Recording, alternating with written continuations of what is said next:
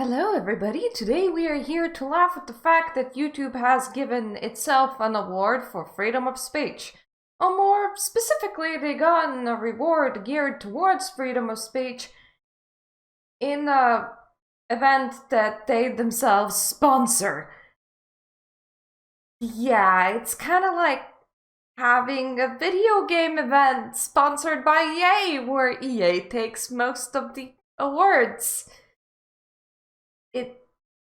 Even if it was a legitimate one spot, you would have your doubts because effectively it's EA giving rewards to EA. So in here it's YouTube CEO Susan Wojcicki gets Freedom Expression Award sponsored by YouTube. YouTube CEO Susan Wojcicki received the Free Expression Award from the Freedom Forum Institute in a virtual ceremony sponsored by YouTube, an online video platform owned by Google. On Thursday, YouTube creator Molly Burke presented Wojcicki with the accolade in a video shared to the platform. "I'm so excited to be here tonight to present Susan Wojcicki with the Free Expression Award. As the CEO of YouTube, Susan is facing some of the most critical issues around free expression today," Burke said. Now, YouTube and free expression are just not two things that come in a sentence together for me. I am not even like talking from the people that got pushed to the edge and off the platform sort of way.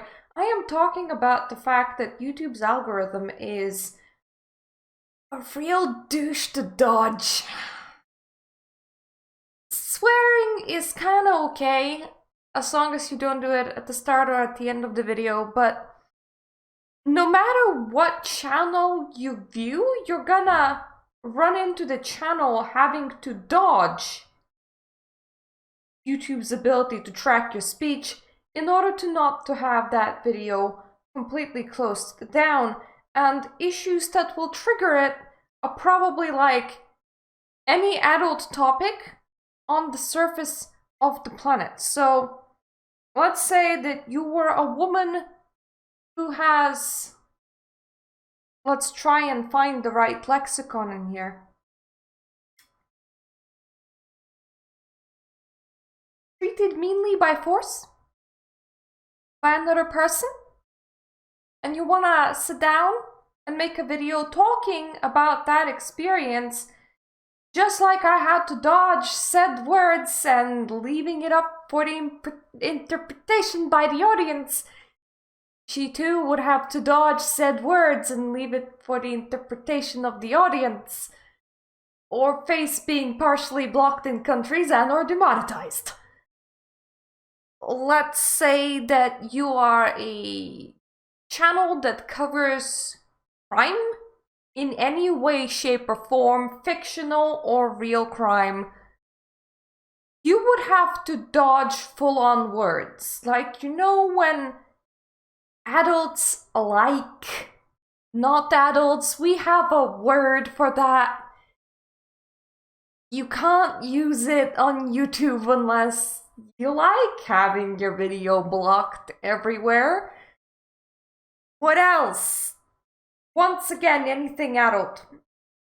Let's say that you create a video and you talk about somebody having a where it starts with a fet and then it continues going for quite a while. We're gonna just continue making quite the gap between the start and the ish. And you connect that word and you put it into one sentence and use it anywhere in a video. You will get smacked by YouTube for that. More interestingly, what is that synonym for joyous? What a joyous, happy day!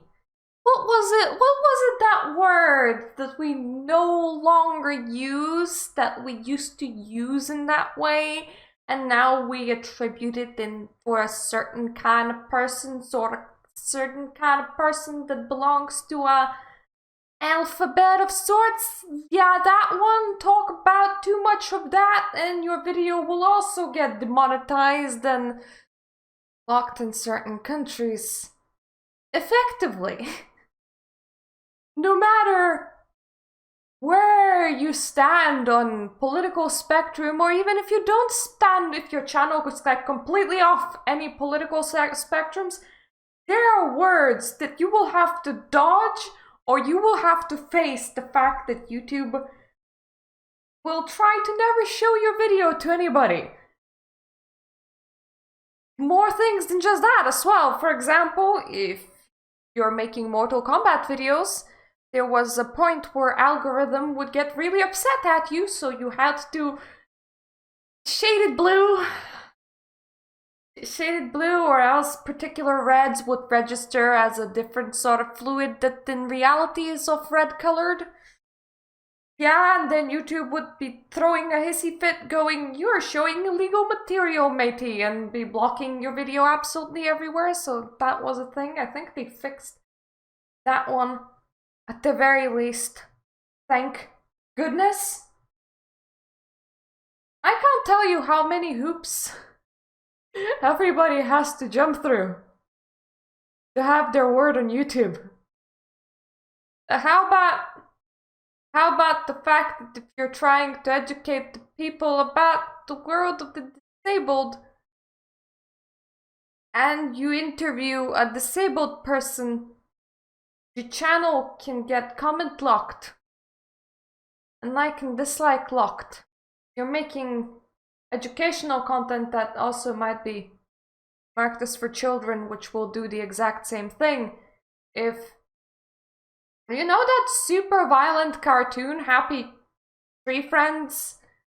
YouTube sometimes confuses animation as being entirely for kids, which will once again lock your channel from comments and any audience interaction whatsoever. And it will make you unable to physically mark that as for adults only, so now you are exposing actual children to pretty horrible content. I don't even know. Will YouTube react well to me saying children 3 times in the video? Their algorithm's sensitive. Their algorithm is like super sensitive, and it is a giant platform. And I understand that moderating is really, really hard, but when your algorithm is so sensitive, 90% of the platform needs to figure out ways around it when they're making videos. And then you're gonna come out and give yourself free expression award, which is like, we have tapered free expression. Like we can still talk about the topics that we want to talk about. We just have to develop really diverse lexicon in order to do so. In order to dodge certain words. To a point where sometimes people will encode words. That's another word that I remember that you can't use. You know, if you're an adult and you do a bad thing and you get put in a place for some time, and like let's call it a timeout, right? A building that is a timeout. If you use the word for the building that is the adult timeout. Yeah, say goodbye to your money. Say goodbye to your money, to a point where people that wanted to talk about those experiences started using the term fluffy buddies to replace that word in their videos repeatedly. As you can see, it gets really confusing. Thankfully, we are logically thinking individuals that can place like 2 and 2 together when you're told that you're supposed to place 2 and 2 together, but it's not a platform for free expression. This expression is anything but free. Or rather, I can freely express myself if I just use my words in a fairly creative way. It's like putting on a show, a dance, if you will, where it used to be that when you had information that you couldn't express, what you could do is you could write a book and you could disguise information as something else. So if you read a lot of very old publications, knowledge is sometimes disguised as religion in order not to be burned at the stake. Sometimes you will write a manifesto and the real meaning will be hidden like 5 times underneath it. This is kind of like making a YouTube video, except you don't need to try that hard to hide the meaning, but you have to be replacing like all of your words. Yay!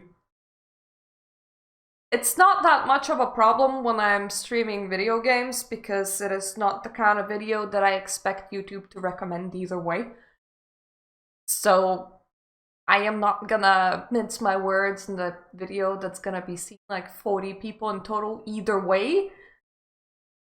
I won't really care that YouTube's gonna block that much, because they're not gonna share it either way. But when you're making a topical discussion like this kind of discussion, you have to be very, very careful. In fact, I have touched so many red flags in this video that I am not entirely certain that YouTube will allow it to exist as it was meant to exist. This video might be too spicy for YouTube, which tells you all you need to know. So today we laugh. We laugh at whatever the heck happened here, and we move on. So thank you for watching. This will do for today, and see you next time.